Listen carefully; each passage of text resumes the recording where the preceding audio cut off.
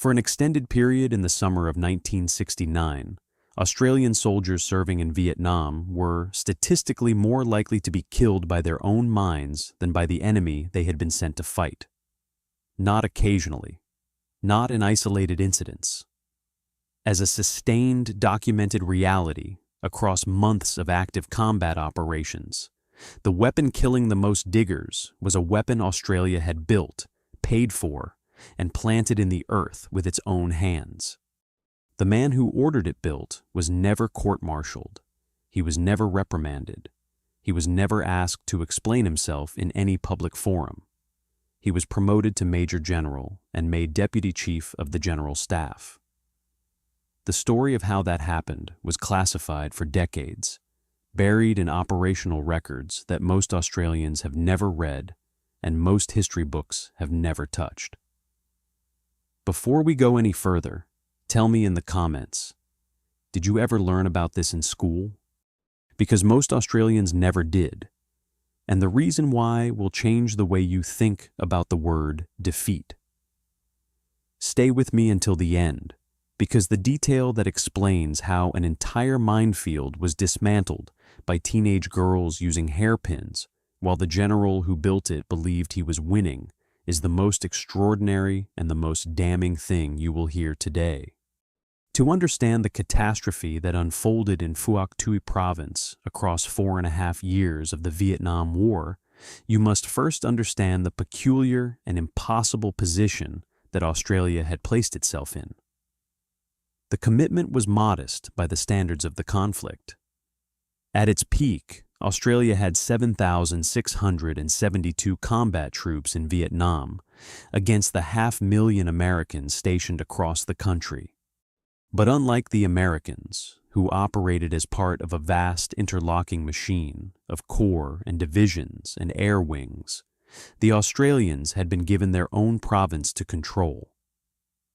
Phuoc Tuy, a region of rice paddies, rubber plantations, dense jungle hills, and coastal villages in the south of the country, was Australia's war within the larger war. The first Australian task force, known as 1ATF, was based at a place called Nui Dat, which sat in the middle of the province like an island, deliberately separated from the main population centers, a decision that would later be recognized as its own strategic miscalculation. The force was not large enough for the task it had been given. At its peak, 1ATF contained 13 rifle companies across 3 infantry battalions. Each company had 3 platoons. Each platoon held between 18 and 25 men. A single mine could gut a platoon. And in the early months of 1967, the task force had only 2 of those 3 battalions in country. The pressure that created was real, and it was the pressure that would eventually break a man's judgment and produce the most self-destructive decision in Australian military history since the fall of Singapore. What made the situation more dangerous than the numbers alone suggested was the mental framework the Australians had brought with them to Vietnam. The model they were working from was the Malayan Emergency, the counterinsurgency campaign conducted by British and Commonwealth forces in Malaya through the 1950s, which Australia had participated in and considered a success. The doctrine drawn from that experience rested on a foundation that seemed obvious to every commander who had served in it, that the local population, properly supported and protected, would side with the government forces against the insurgents. Separate the guerrillas from the people, protect the people, and the guerrillas would wither and die. It was a doctrine that worked in Malaya because in Malaya it was largely true. The population had broadly supported the British-led forces. In the southwestern corner of Phuoc Tuy Province, in a district called Long Dat, the situation was precisely the opposite. Long Dat contained 54% of the entire provincial population, concentrated around the best rice fields in the province. The Long Hai Mountains on its southern edge, held the main guerrilla base of the National Liberation Front in the province, a place called the Minh Dam Base, a labyrinth of granite caves that had been used as a refuge by resistance fighters for generations. The people of Long Dat did not need to be liberated from the NLF. They fed them, sheltered them, recruited for them, and in many cases were them. Australian commanders did not know this. Their strategic intelligence, generated by a government committed to the domino theory of communist expansion, told them they were dealing with externally directed communist aggression imposed on a population that wanted to be free. The population that wanted to be free was the one they were looking at. It just did not want to be free in the direction Australia had in mind. Understanding the people of Long Dat required reading history that the Australian Army's intelligence apparatus had not seriously attempted to read. The district had been continuously and actively resistant to outside authority since the French colonial administration, through the Japanese occupation, through the return of the French after 1945, and into the American-backed government of South Vietnam. The NLF in Long Dat was not an external imposition. It was the community's own political and military expression of a resistance tradition that had been running for 30 years before the first Australian soldier stepped off a plane at Bien Hoa. The Minh Dam base in the Long Hai Mountains had been a resistance headquarters through all of those decades, used by the Viet Minh against the French, and then by the NLF against the Americans and Australians. It was not established against the wishes of the local population. It was something the local population had built and maintained and protected with their own lives. The Malayan analogy, which underpinned everything that 1ATF believed about what it was doing in Phuoc Tuy Province, had no application whatsoever to this reality. But no one in the chain of command said so clearly enough to change anything. Brigadier Stuart Graham arrived at Nui Dat on the first day of January 1967, taking command from his predecessor, Brigadier David Jackson. He was 46 years old. He had graduated from the Royal Military College at Dun Truon in 1940 at the top of his class and received the King's Medal.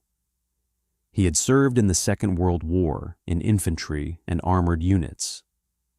He had commanded the Jungle Training Center at Canungra. He had served as Director of Military Intelligence in Canberra. He had studied at the Imperial Defence College in London the previous year. By every credential available to the Australian Army, he was the right man for the most politically sensitive command in the Australian Defence Force. He took over a province he did not fully understand, with a force he knew was too small, 6 weeks before everything changed. Then February came, and the Viet Cong made the decision for him. On the night of the 16th of February, 1967, a Viet Cong force attacked a South Vietnamese regional force post at the coastal village of Lang Phuoc Hai, 15 kilometers southeast of Nui Dat. By morning, they had withdrawn. Intelligence indicated a Viet Cong company had formed a perimeter 2 kilometers north of the village, near an abandoned hamlet called Ap Mai An. The assessment was that the enemy was retreating. Australian experience to that point had generally found that when a patrol moved toward contact, the Viet Cong withdrew. 6 RAR, the 6th Battalion of the Royal Australian Regiment, was deployed to cut off the withdrawal. They were expecting to intercept a scattering force, harried and on the run. They found prepared positions, concealed fighting pits with overhead cover, and at least 6 machine guns belonging to D445 Battalion, the provincial Viet Cong unit that had fought the Australians at the Battle of Long Tan the previous August, and had not gone anywhere since. What followed was not an interception. It was a mauling.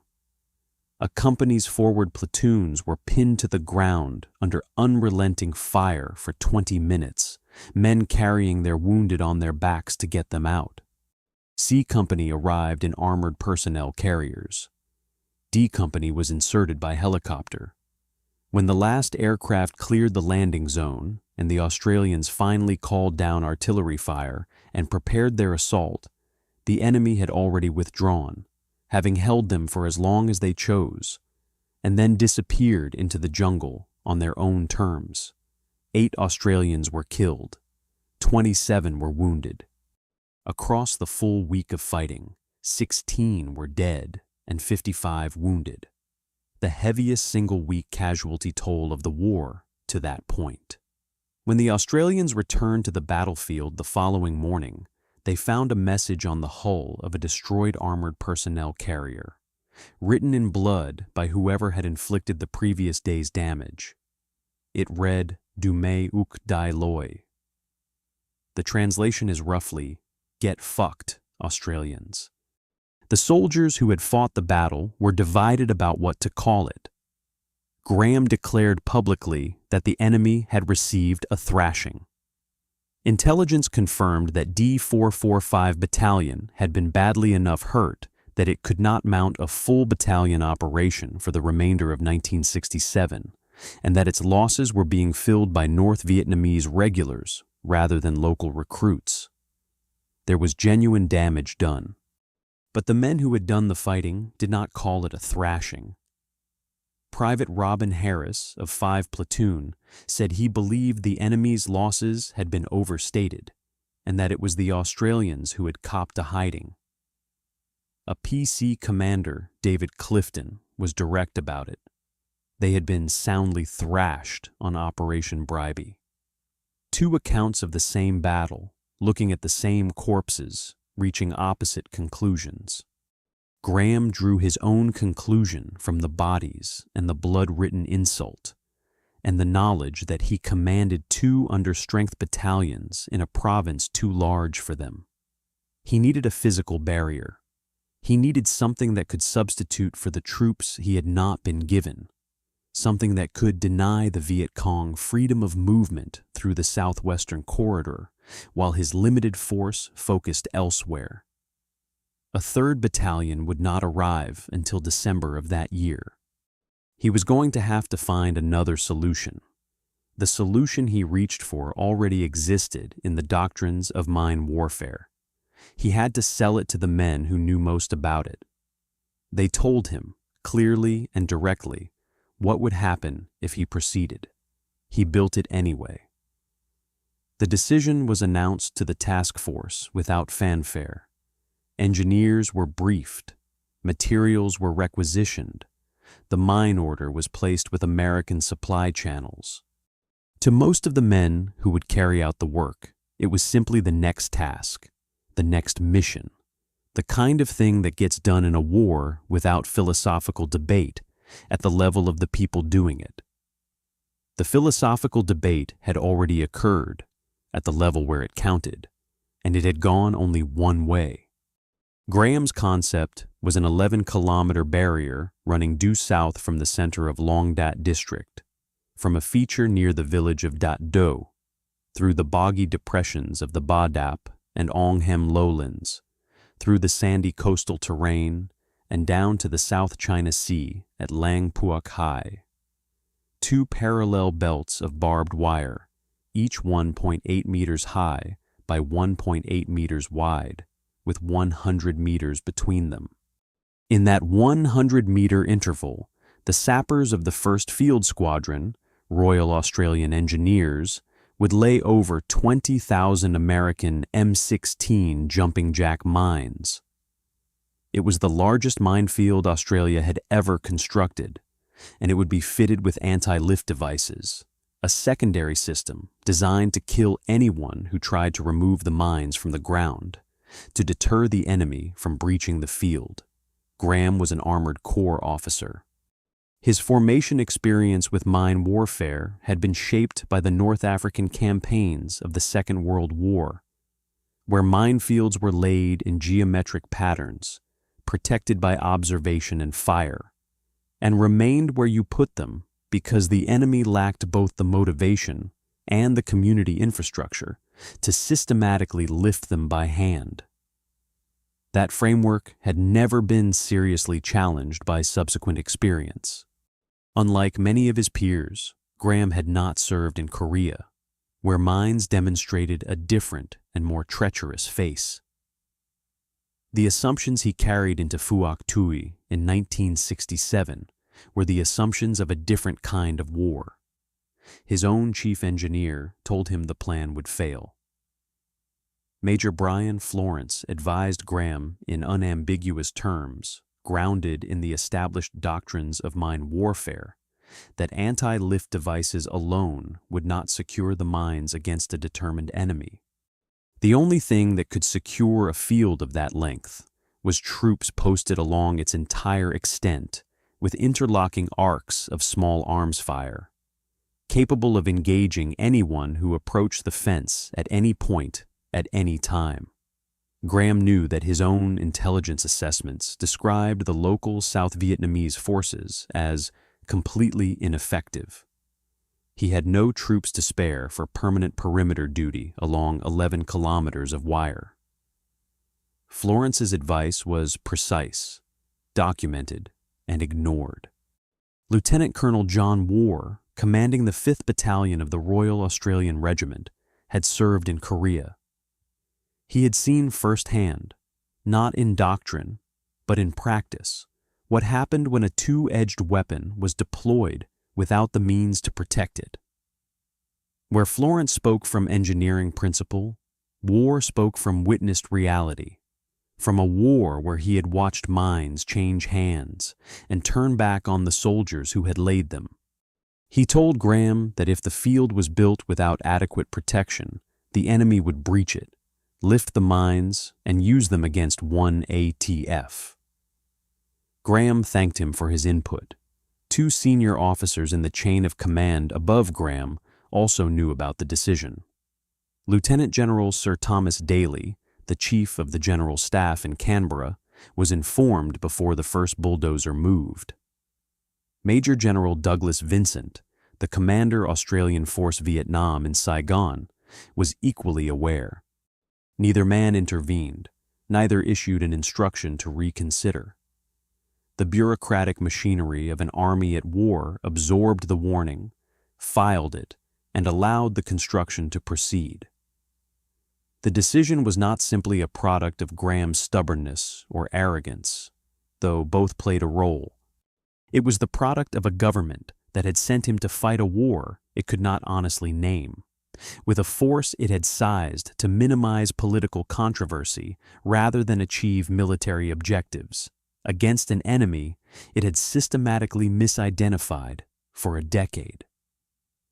Graham was trying to compensate with 20,000 mines for the troops his government had refused to give him.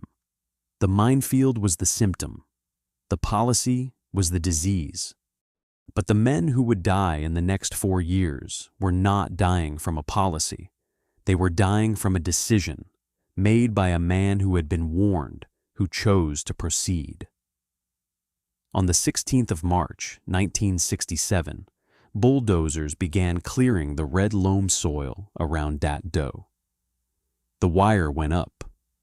The interval was staked and measured.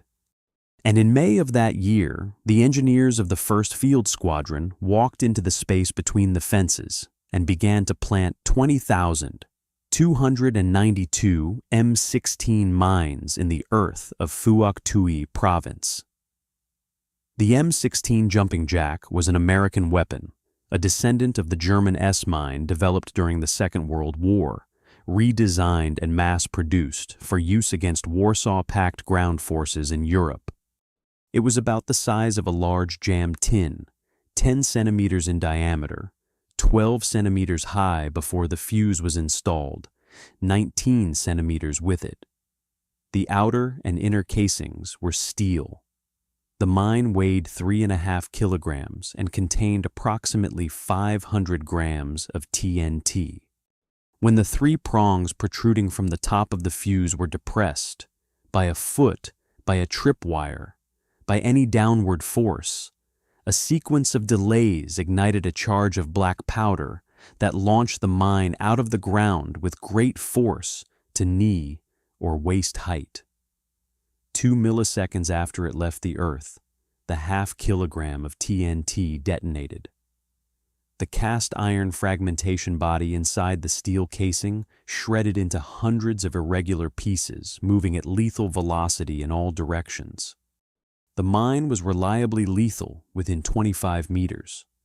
It was known to have killed at 75. It was dangerous to 200.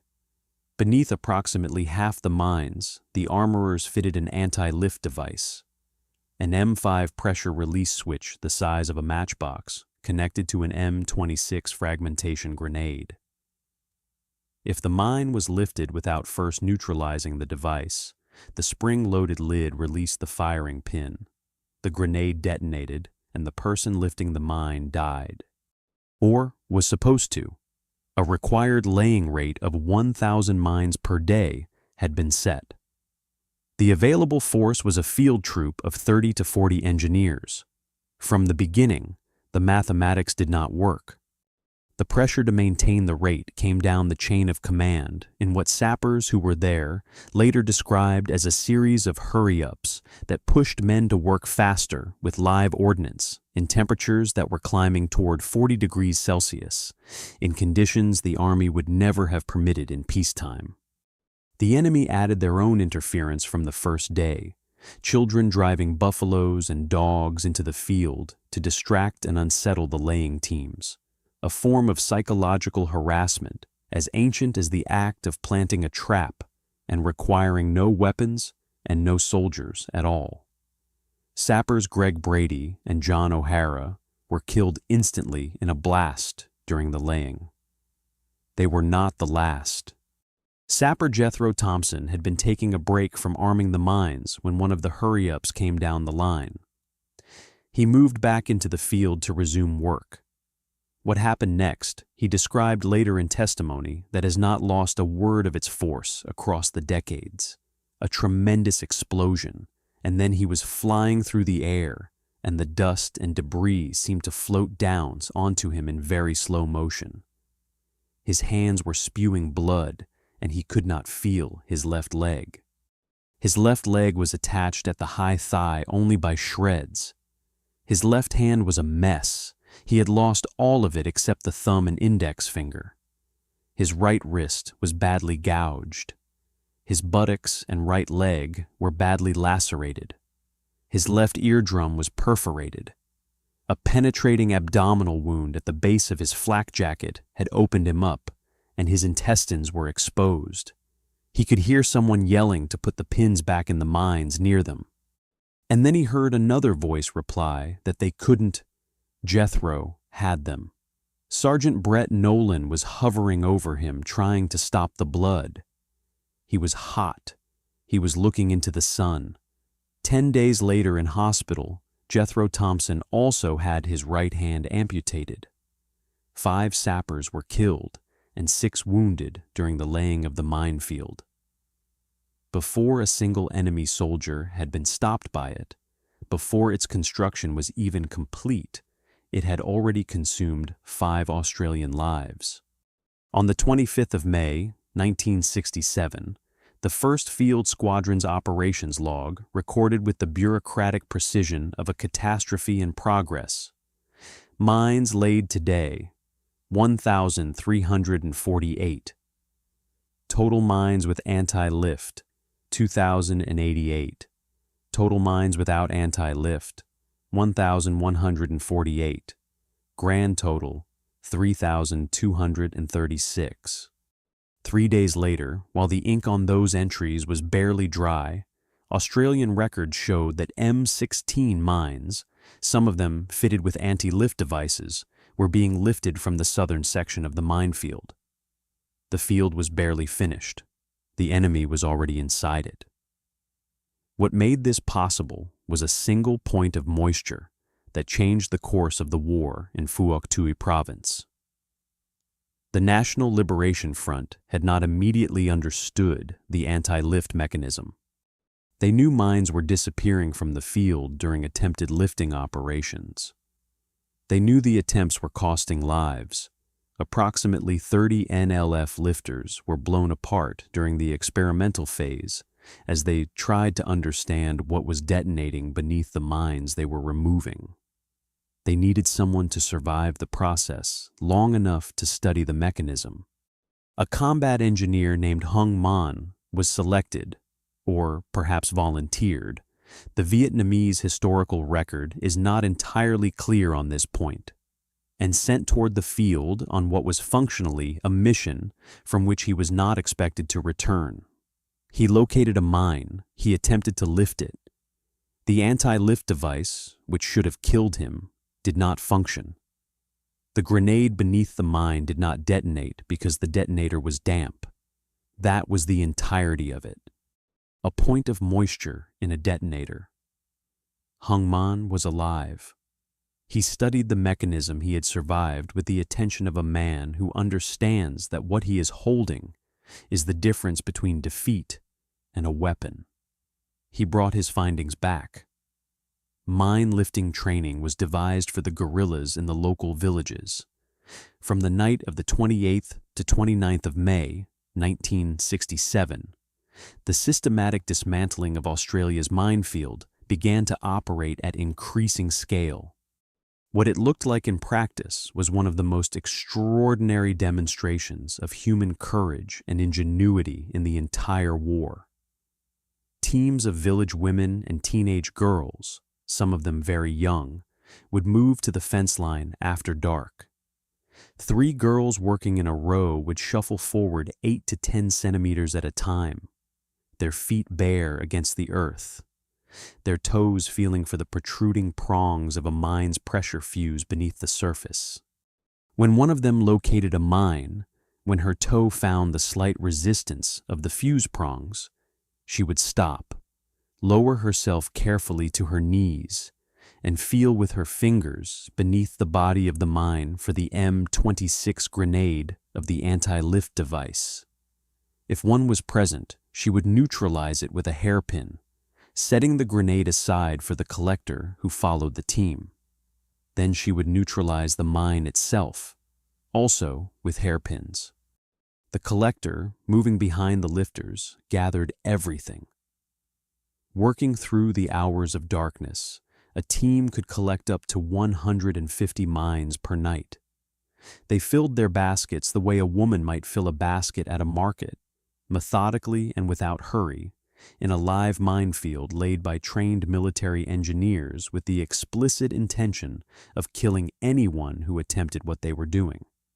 They were able to do this not only because of Hung Man's survival and the training it produced, but because the engineers had laid the mines with the systematic precision their training required, in geometric rows, regular spacing, predictable patterns.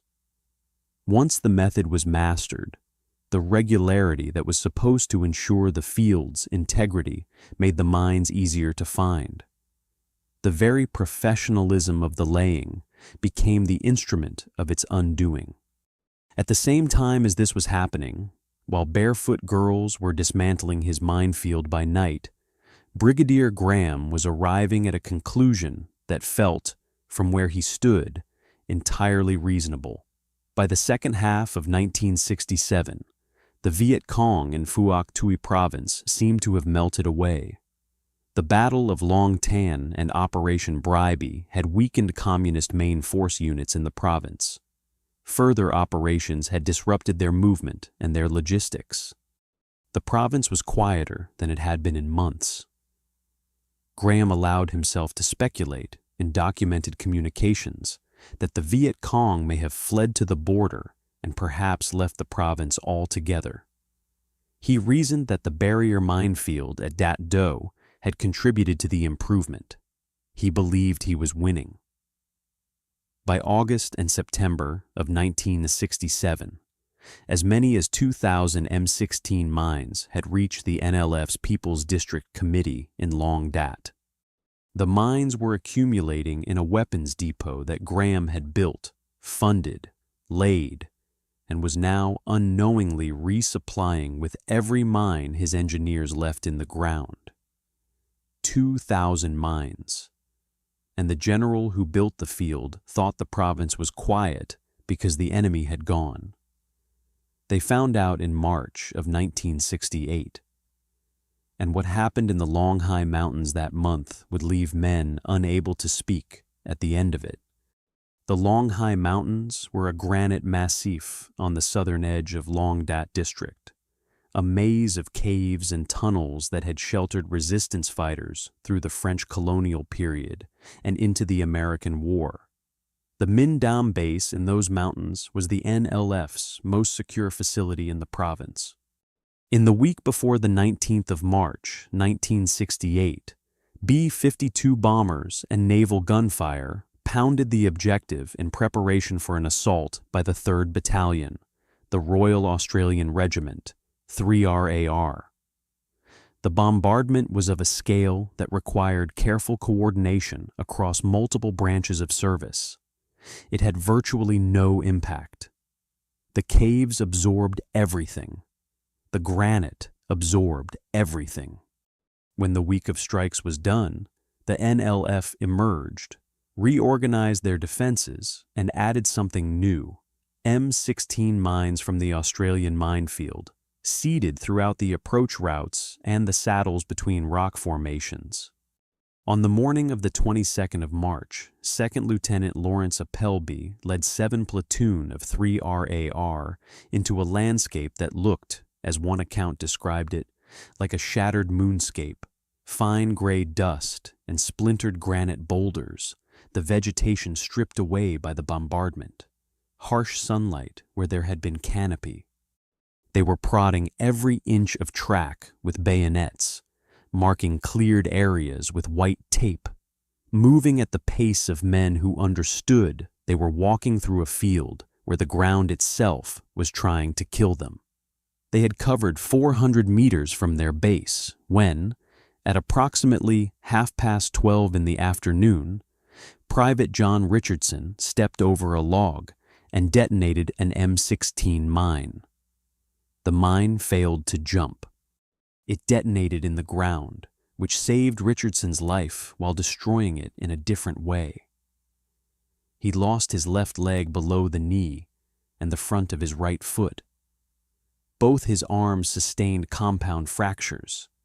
His left eardrum burst. Corporal Graham Fox, several meters behind Richardson, suffered wounds that would later cost him a leg. Appleby ordered his riflemen onto rocks and told them to watch their arcs of fire. Sapper Murray Walker, attached to the platoon that day, began to prod across the saddle with a bayonet, the only tool available for finding mines that had not already been found by a human foot, to clear a path to the 2 wounded men. Then, Private Kevin Coles stepped off his rock. Perhaps he intended to provide covering fire. Perhaps he simply moved without thinking in the shock of the moment. The M16 mine he stepped on did jump. It detonated at waist height. Kevin Coles was killed instantly. The blast lightly wounded Appleby and blew Walker to the ground.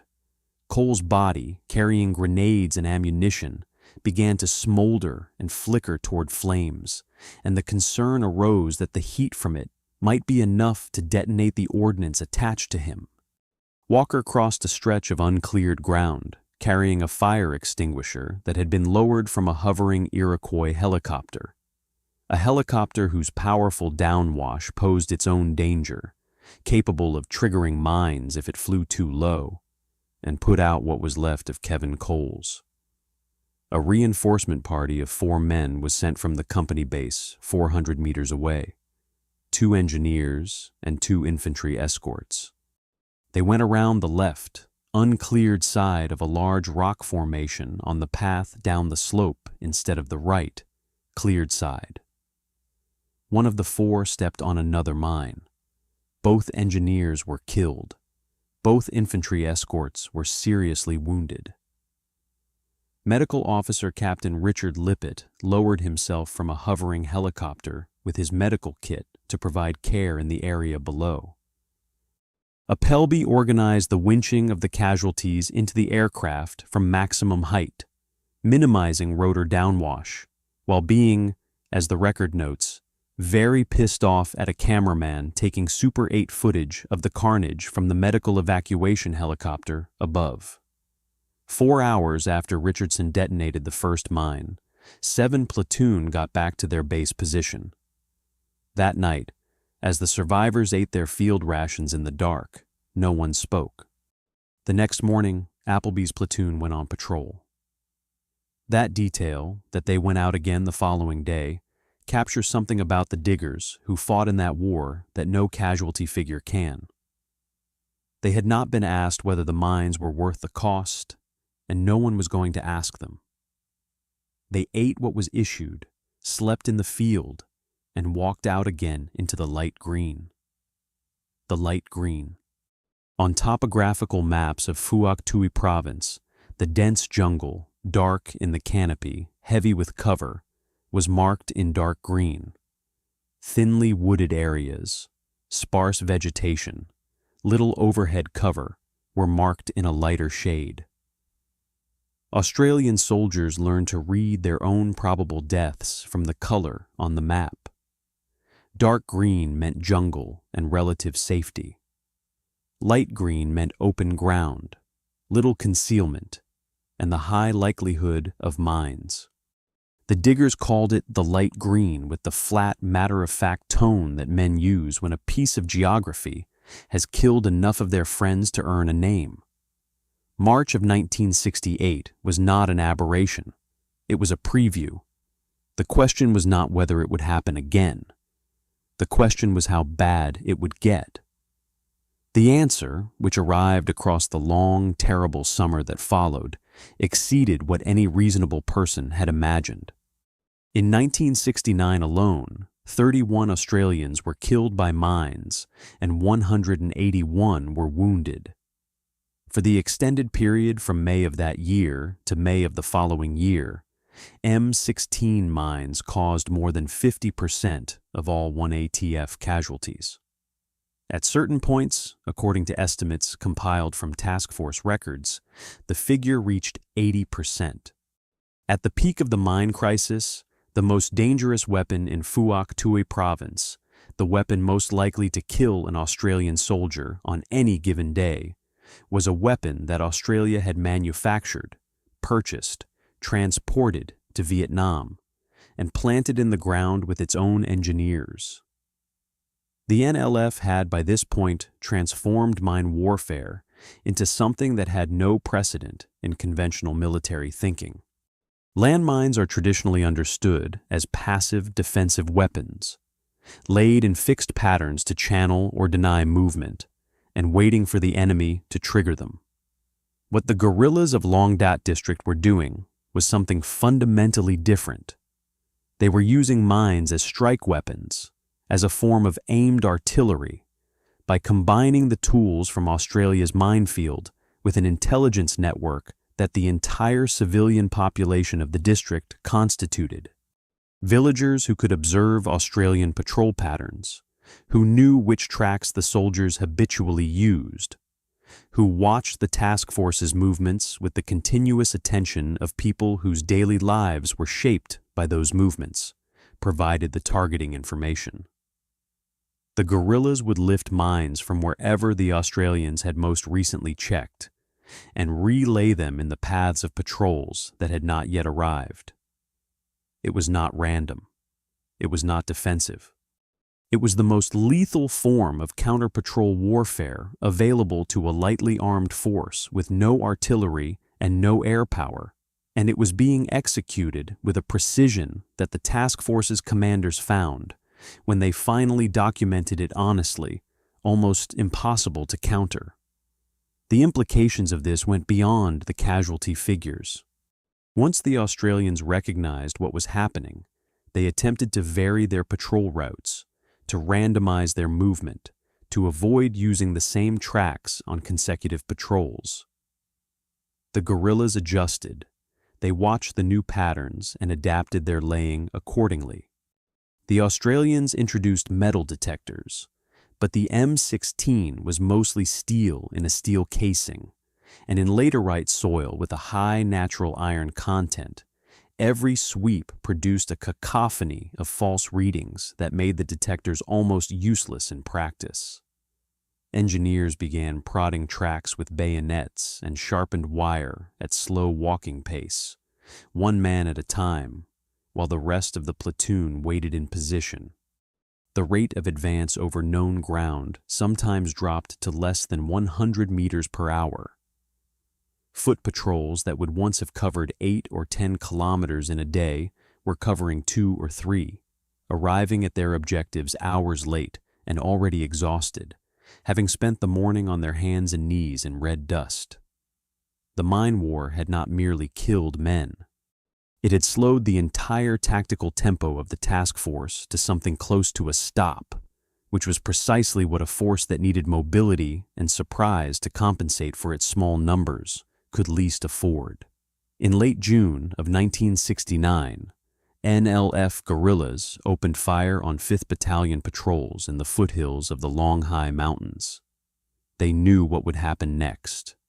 On the 4th of July, American Independence Day, a detail the record notes without comment, a 7-platoon night ambush patrol led by 2nd Lieutenant David Meade was moving toward a position approximately 500 meters from the area of the earlier contacts at 9 minutes past 9 in the evening, when one of the platoon's machine gunners placed his gun on an M16 mine.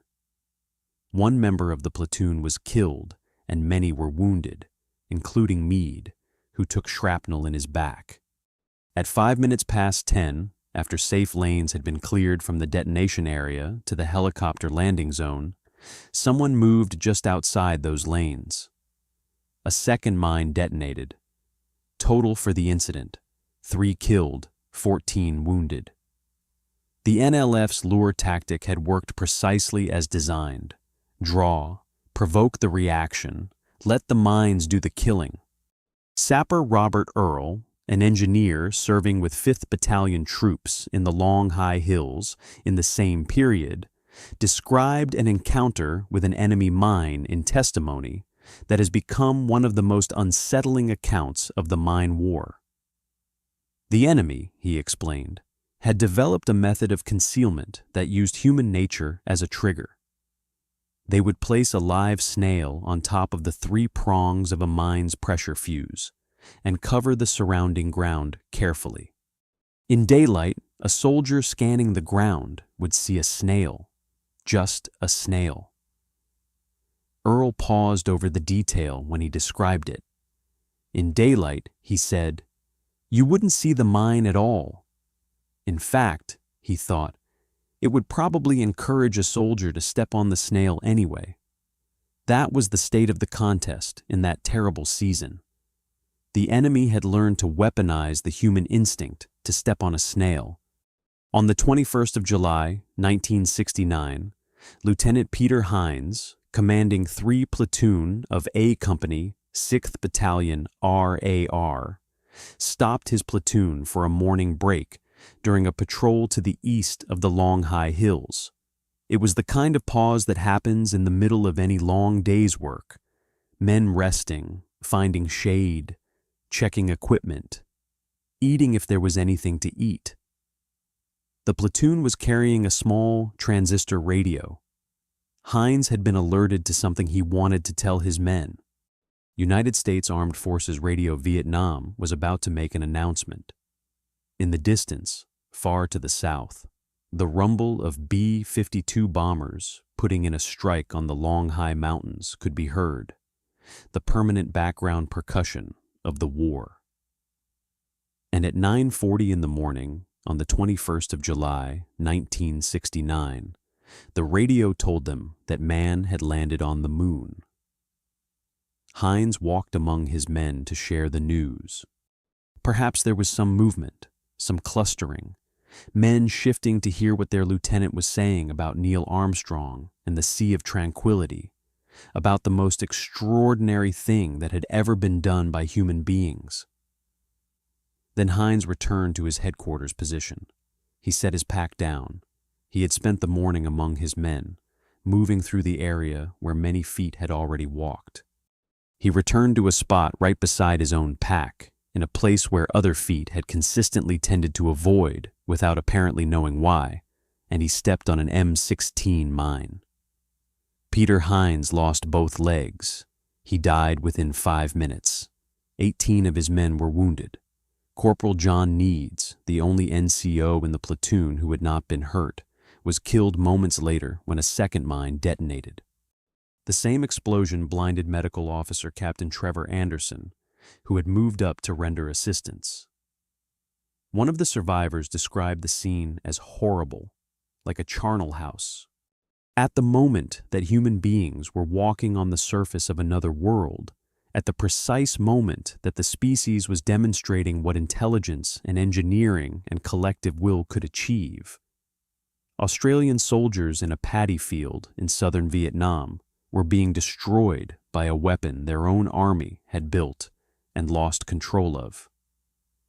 Both things were happening simultaneously, in the same universe, on the same morning. Operation Esso, the 5th Battalion's assault on NLF facilities in the Long Hai Mountains in August of 1969, produced 9 killed and 58 wounded. Every one of those casualties was from mines. Operation Munding Burra, a 31-day operation conducted by the 6th Battalion, RAR, and New Zealand units between July and August of that year, produced 11 killed and 54 wounded. Again, mines.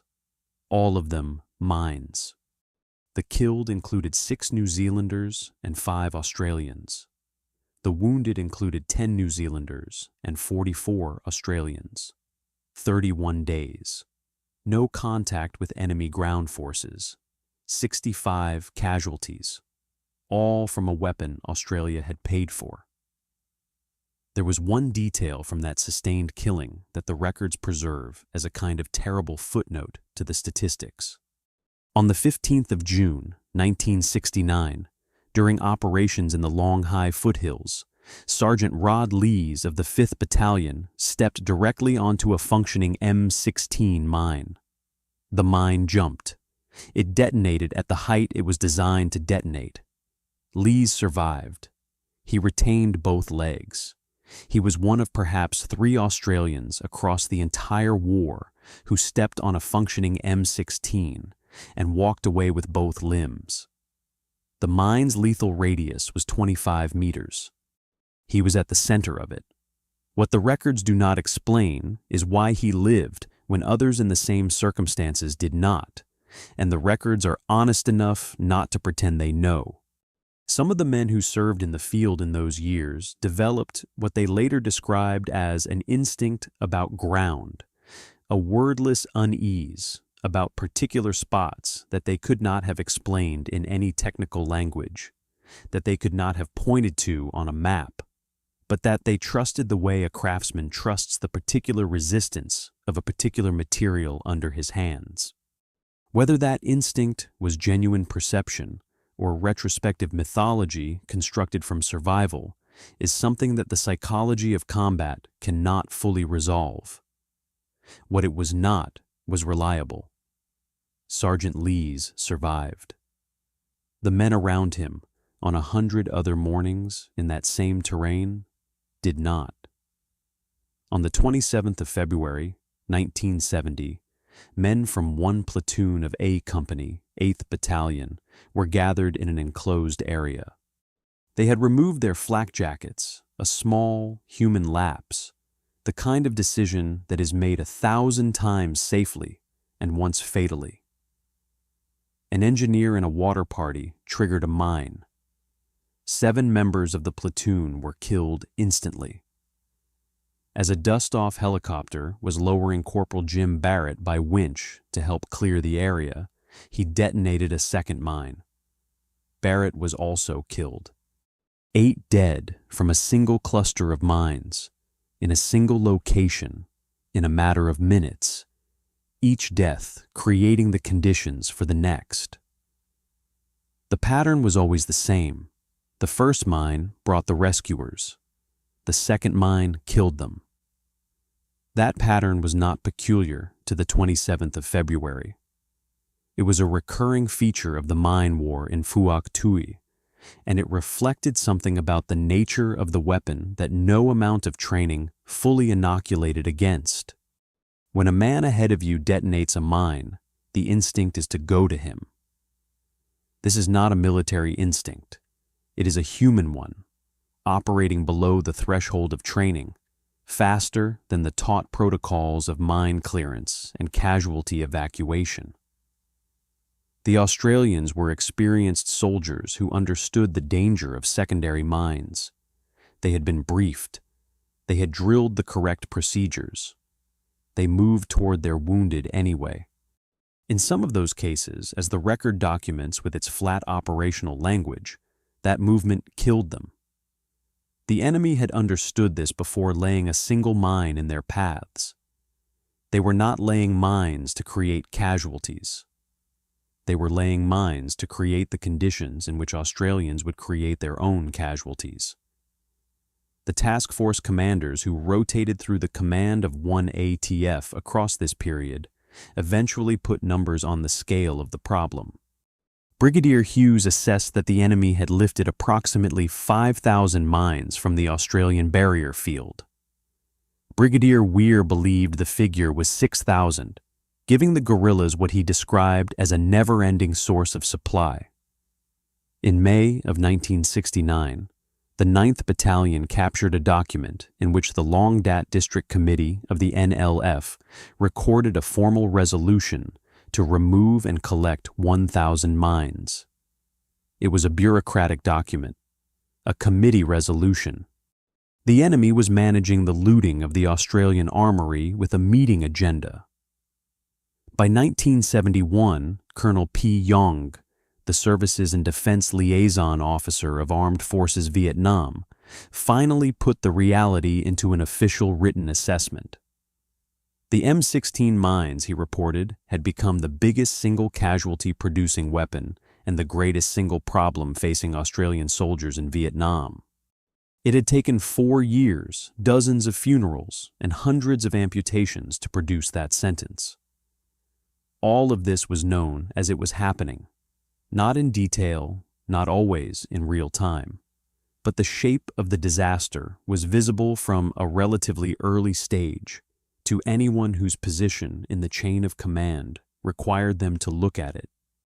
The press release issued at the time of the deaths during the laying in 1967 contained, according to historian Greg Lockhart's later analysis of the classified records, misleading and untruthful statements. It was a betrayal, Lockhart concluded, of the sappers who had died, of their families, and of the standard of honesty that military institutions owe to the men they send into the field. The institutional reflex that generated that press release was the same reflex that had allowed the plan to proceed in the first place. The reflex to protect the decision-maker, to smooth the public record, to absorb catastrophe without publicly accounting for it. Lieutenant General Sir Thomas Daly, who had known about the minefield before the bulldozers moved, took no disciplinary or corrective action during the period of maximum casualties. Major General Douglas Vincent, who had also known, took no action. Neither man was ever required to explain, in any public or official forum, the decision not to intervene when the warnings were available and the authority to act was theirs. By 1968, Australian engineers had begun the dangerous, painstaking work of sweeping what remained of the field. The initial efforts were limited by both the resources allocated and the continued bureaucratic resistance within 1 ATF command to acknowledging the clearance as the urgent priority it had become. It was not until late 1969 that Major Rex Rowe, commanding the 1st Field Squadron RAE, devised a solution that made systematic clearance possible. He attached large steel-plated rollers to the rear of armored personnel carriers. Farm machinery logic applied to the most dangerous problem in Phuoc Tuy, and used the vehicles to trigger the remaining mines from behind a barrier of steel rather than with a human body. It took nearly 2 years to clear what 6 weeks had laid. During the clearance itself, mines damaged armored vehicles on a scale the cavalry had never anticipated. 100 of the force's APCs sustained damage from mines across the war. 50% of the entire APC fleet and the cavalry squadron that operated them lost 20 men killed and 110 seriously wounded. What followed for Stuart Graham was not a court-martial. It was not a board of inquiry or a formal reprimand, or a request to explain in any recorded document why he had proceeded against explicit engineering advice, against his own assessment of the South Vietnamese forces he was relying on for perimeter security, and against the warning of a battalion commander whose Korean War experience had already shown him exactly this outcome. What followed was that Lieutenant General Daly promoted him to Major General and made him Deputy Chief of the General Staff at Army Headquarters in Canberra. He was later awarded the Officer of the Order of Australia. He retired in 1977. He died on the Gold Coast on the 20th of July, 1996. He gave no known interviews about the minefield. The sappers who died laying it got a press release containing misleading and untruthful statements. The man who ordered it laid got a promotion. Before the historians arrived with their declassified files and their Vietnamese language sources, the poets got there first.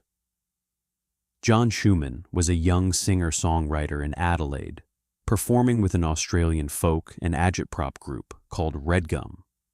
He had not served in Vietnam. He was the right age to have served. The lottery-based conscription system had been operating through his adolescent years, but his marble had not come up. What he had instead was a brother-in-law named Mick Storen, and Mick Storen did not talk about Vietnam. Schumann had been warned about this. Storen had come to hear the band play at a pub in Unley sometime before Christmas of 1981, and afterward there was a drink and something to eat. And Schumann, possibly, as he later acknowledged, on the wings of a six-pack, asked Storen if he would be prepared to talk. Storen had served with 3 platoon, a company, 6th Battalion of the Royal Australian Regiment in 1969. He was there on the morning of the 21st of July. He was in the platoon when Peter Hines walked back to his pack and stepped on the mine.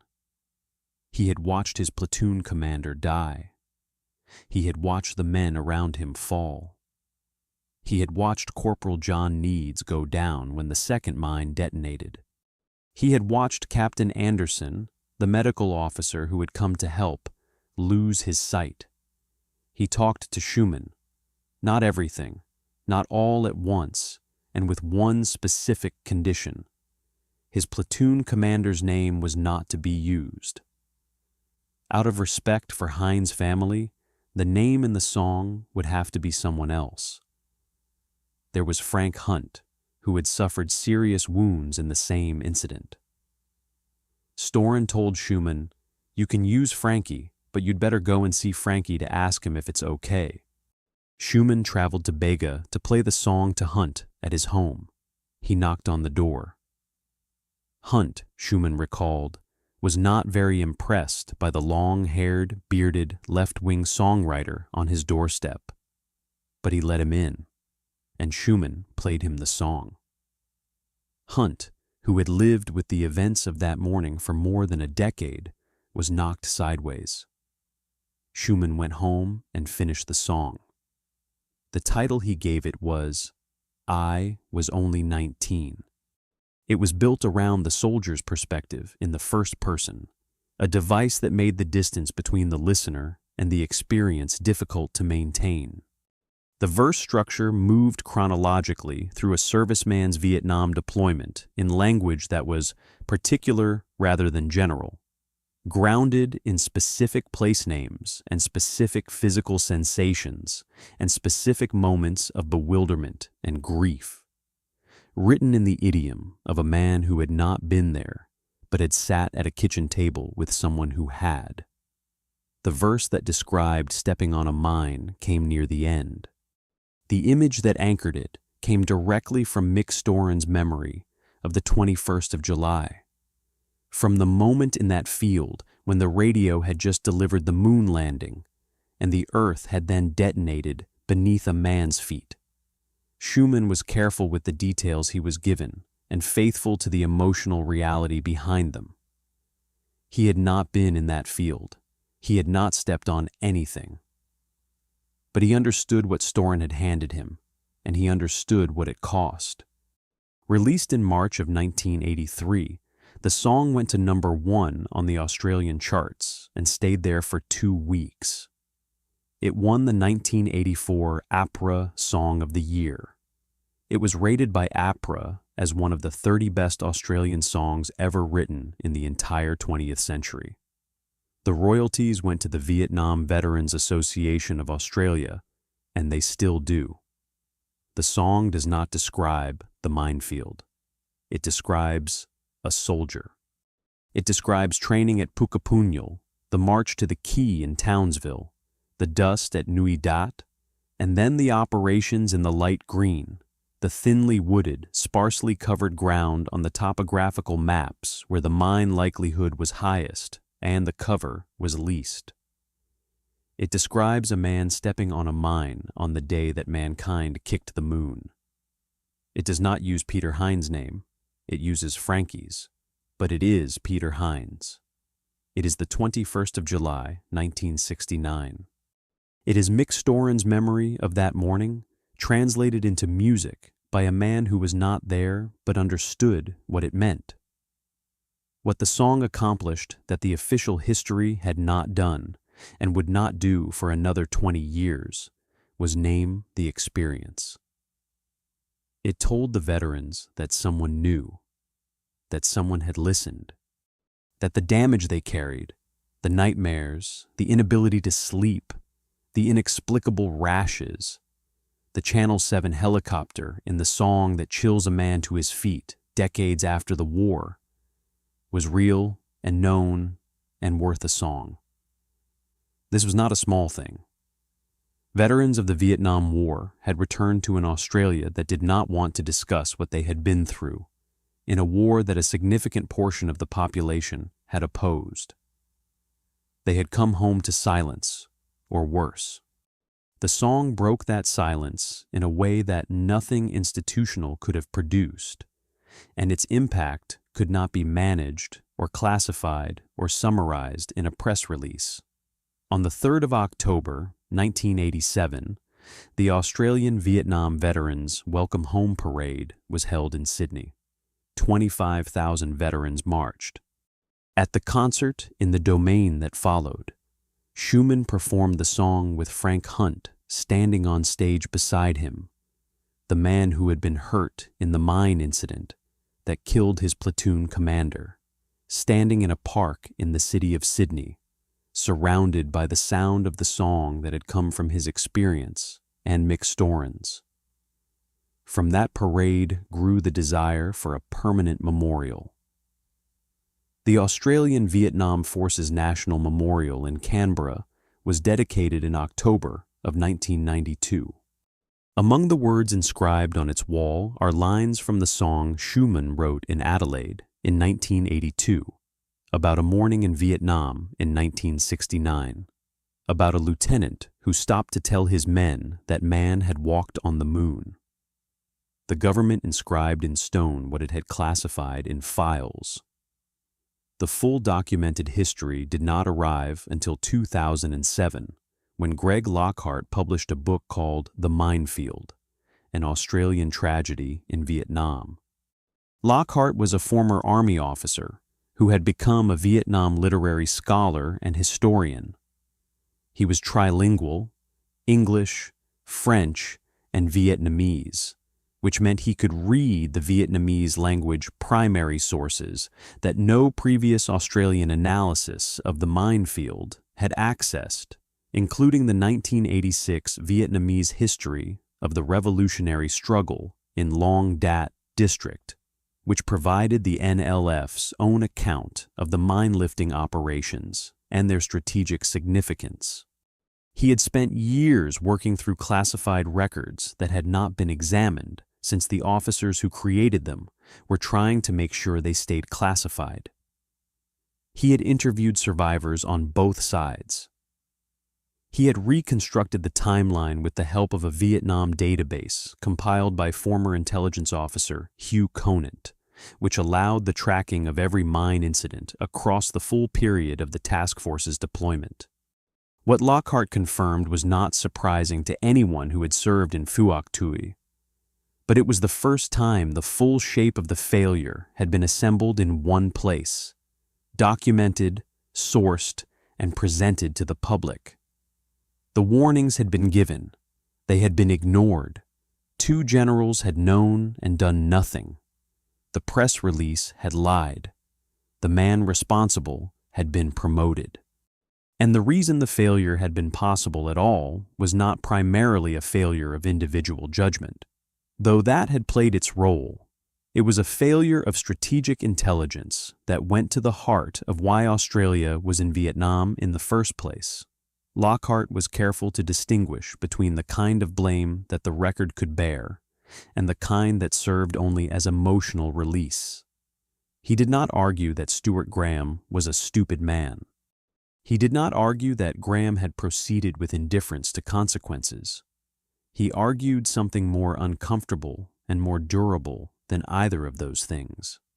That Graham had been given a set of intellectual tools for understanding his situation that were precisely and fatally wrong, and that no mechanism existed within the Australian Army's institutional culture of that era to force a senior commander to interrogate the premises of his own thinking before acting on them. The warnings given by Florence and War were processed as dissent rather than intelligence. They were noted and set aside. The system did not require Graham to demonstrate that he had weighed them seriously. It required only that he make a decision, and he made one. The scale of the resulting catastrophe, Lockhart documented, was larger than any single official figure had acknowledged. Conservative estimates, based on cross-referencing the operational records with the Vietnamese language sources and survivor testimony, placed the number of Australians killed by the barrier minefield mines at 55. The total wounded was approximately 250. These figures represented roughly 10% of all Australian battle casualties across the entire Vietnam War. In a force that never exceeded 13,000 troops at any one time, and whose effective fighting strength was far smaller than that, this was not a rounding error. It was a decisive factor in the course of the campaign, and it was entirely self-inflicted. Graham had been given an enemy he did not understand and a framework for understanding it, the domino theory, the Malayan analogy, the forward defense policy that was built on premises that could not withstand contact with the actual political reality of Long Dat District. He had been sent to protect a population that did not want his protection in the direction he was offering it. In a war that his government could not publicly acknowledge was a war against nationalism rather than communism, because acknowledging that would have invited the condemnation the policy could not survive. He was not simply a man who made a bad decision. He was a man placed in an impossible position by a government that had systematically withheld from him the understanding he would have needed to make a better one. He built a barrier with his enemy on both sides of it. He tried, as Lockhart put it, to defend his enemy. And the men who paid for that were not the men who made the policy. Lockhart drew a comparison that carries the full weight of Australian military history behind it. He placed the minefield alongside Gallipoli, the Somme, and Singapore, campaigns in which Australian soldiers fought with tenacity and tactical skill while being required to do so in the face of impossible odds and strategic futility that had been generated not by the enemy, but by the decisions of those who sent them. The pattern, he argued, was not coincidental. It was the recurring shape of an expeditionary military tradition that had sent Australian soldiers to fight other people's wars in places they did not fully understand, for objectives that could not be publicly named, with resources that were never quite sufficient, and had consistently asked those soldiers to absorb the cost of decisions made in offices they would never enter. The minefield was not an aberration from that tradition. It was its logical product. More than 50 years have passed since the bulldozers cleared the red loam at Dat Do, and the engineers of the 1st Field Squadron walked into the space between the wire. The official histories still treat the minefield as a footnote, a regrettable decision in a complicated war, a tactical error of the kind that wars produce. The men who crawled through it, who carried their platoon commanders out of it, who prodded every inch of ground with a bayonet before they were willing to put a foot down, who lost legs and hands and eyes and friends and decades of sleep. Those men know it was not a footnote. They were never outfought. That is the thing the official record most consistently fails to say plainly. The diggers who served in Phuoc Tuy between 1967 and 1971 were not defeated in battle. They were defeated by a decision made before most of them arrived, by a man who had been told it would fail and chose to proceed, enabled by a chain of command that knew and looked away, underwritten by a government that could not acknowledge what it was actually asking them to do. Sapper Jethro Thompson lost both hands and one leg to the field that killed him to build.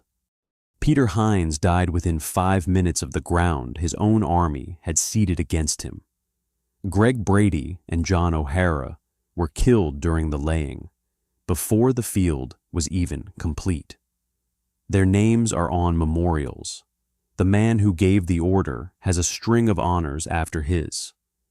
History chose correctly which names to remember. The question has always been whether the country was willing to look at the names it left off the list, to read the classified files, to follow the logic from the decision to the detonation, to the promotion, to the silence. Now you have, and now you know what Australia's biggest military blunder since the Second World War actually was, and who knew about it while it was happening, and what happened to them afterward. The question isn't why it was buried for so long. The question is what we do with the truth now that we have it.